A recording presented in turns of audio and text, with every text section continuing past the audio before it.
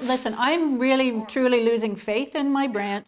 Ann Hoover is on yet another call with RBC. She spent hours fighting for more than $1,700 stolen from her account after she e-transferred her friend. I wouldn't have done it if I didn't think it was safe. RBC said the email of the friend receiving the money had been hacked, and Hoover used a weak security question. The manager continued to insist that the Royal Bank had done everything that they could and that they were secure, that it wasn't really their problem, it was now our problem.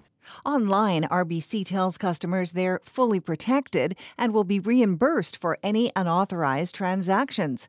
Deep in the fine print, it says customers must use passwords and security questions that are unique and that cannot be easily guessed. It's just sort of this denial and pushing of any kind of responsibility onto the customer. I will show you a couple of dark web sites.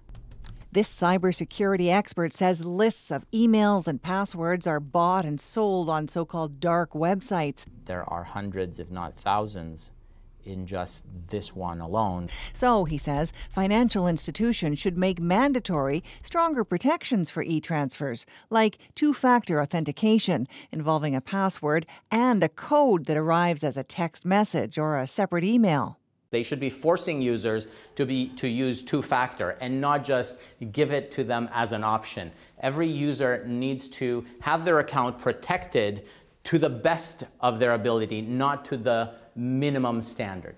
In the end, RBC gave Ann Hoover half the money stolen from her account, but she and her friend have sworn off ever using e-transfer again. Erica Johnson, CBC News, Vancouver. So how do you protect yourself? Experts recommend changing your email passwords often. They also have some general tips. Now, you may have heard them before, but they are worth repeating.